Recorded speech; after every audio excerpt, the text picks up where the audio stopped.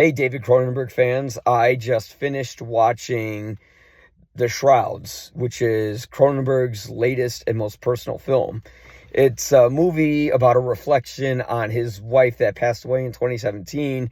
And how he does that is he tells a story about a guy named Karsh, played by Vincent Cassel. And Karsh owns this funeral uh, or cemetery chain where uh, basically there's like a webcam inside of everyone's grave, and it has a live stream feed to it where you open up this app called Grave Tech and you can view your husband, wife, mother, father, child, whatever. You can see their deceased corpse from inside the grave with a live stream camera feeding into there. And then you can either watch it on a screen that's on the gravestone itself, or you can watch it from your phone or your tablet or anything. And Cronenberg's trying to say something about technology here. He's saying that, at least from what I could gather, is that it's an always evolving thing, and it's something that we're not going to break our addiction from. I think Karsh's character constantly looking at his wife, Becca's, who's played by Diane Kruger, by looking at her corpse all the time, it's giving him comfort, but he's also like, he can't stop looking at it, like, what would that do to you if you were looking at someone's rotting corpse every single day from your phone or your computer? Eventually the place gets vandalized, and Karsh has to find out who vandalized it. And in that plot line, it wasn't as effective as the rest of it. The real effective stuff was like the flashbacks to Karth's wife, Becca, where she was going through this terrible sort of cancer, and knowing that it's a David Cronenberg film, they do stuff to her body, because this is a movie about bodies. It's not only about like it's not really the sexualization of bodies, although sexualization is a very big part of the plot, especially through the flashbacks between Karth and Becca, where we don't know if he really loves her or not in a way, although it's very clear he loves her because he can't stop looking at her, and I mean underground. But it's also kind of sweet because no matter what happens to Becca's body, Karth still loves her and is still attracted to her. But like in the meantime, when you find out who vandalized the place and all the plot twists to it, it was just kind of like, oh, okay. Like it didn't carry as much weight as the overall message did, which is this is a movie that has sort of like a very atheist angle. There's no mention of God, heaven, or hell. It's just people viewing corpses and pretty much worshiping the body, because the body's all we have. The body comes with the mind. Once we die, our conscience goes with it.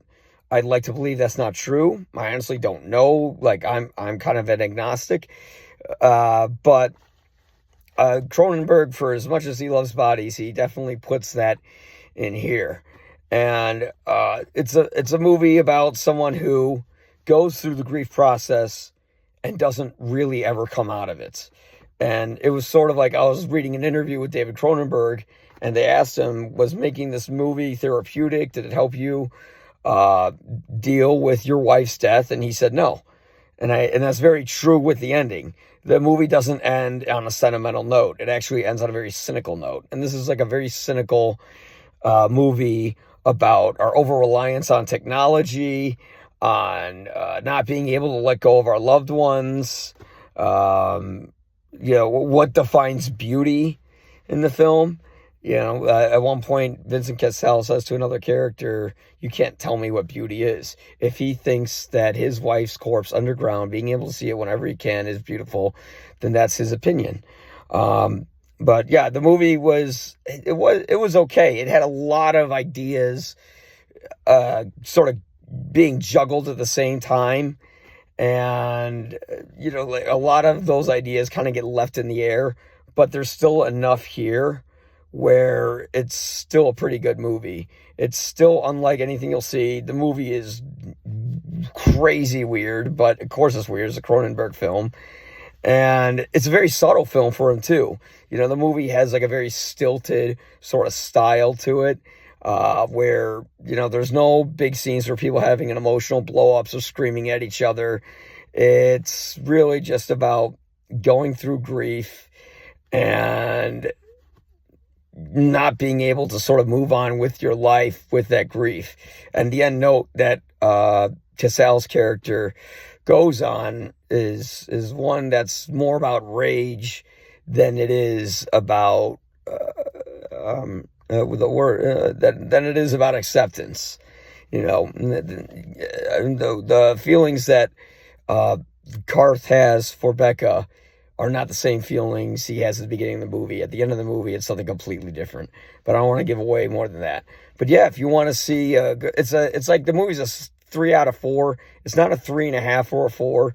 Its plot kind of gets muddled, not confusing, just like the whole vandalization part, which is a huge thing in the story, just wasn't as engaging as the other stuff in the plot. But yeah, it was still a pretty good film. It's a David Cronenberg film, and not just because of that it's good, but because it's unlike many other movies about grief that you'll see. And yeah, it's worth checking out. The Shrouds will be releasing in theaters this Friday on April 25th. So, you know, if you're a Cronenberg fan, go check it out. It's not his best work, but it's still, you know, it's decent.